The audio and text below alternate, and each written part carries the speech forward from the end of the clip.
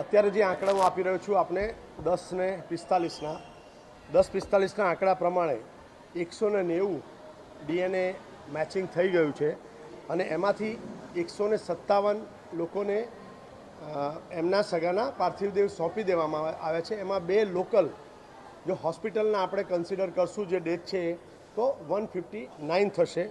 જે આ બાકીના 33 રહ્યા એમાંથી 5 લોકો થોડાક જ કલાકમાં લઈ જશે, એમની સાથે કોમ્યુનિકેશન થઈ ગયું છે। 10 લોકો અંડર પ્રોસેસમાં છે કે એ લોકો આવશે થોડાક સમયની અંદર। 15 લોકો એવા છે કે જે અગેઇન એમના બીજા કોઈ રિલેટિવની રાહ જોઈ રહ્યા છે અને એના ડિસ્ટ્રિક્ટ વાઇઝ ડેટા આપ જોશો તો અહીંયા આપણને મળી જશે।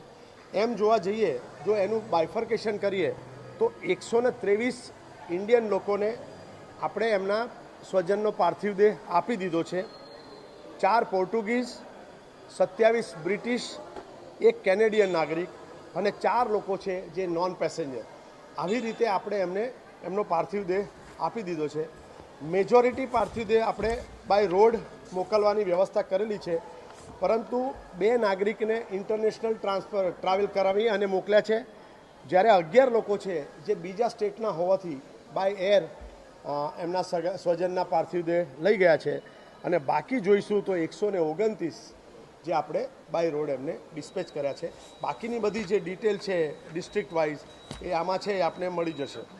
ગઈકાલે સાંજે મોડી સાંજે વિશ્વાસ સ્વસ્થ જ હતો અને એનું ફેમિલી જે યુકેમાં હતું એ લોકો પણ બધા અહીંયા આવી ગયા હતા અને એ કોન્સ્ટન્ટલી એર ઇન્ડિયા સાથે કનેક્શનમાં હતા, હોસ્પિટલના ડૉક્ટર્સ સાથે કનેક્શનમાં હતા અને એની ખૂબ ઈચ્છા હતી કે હવે મને આ હોસ્પિટલમાંથી આપ રજા આપો।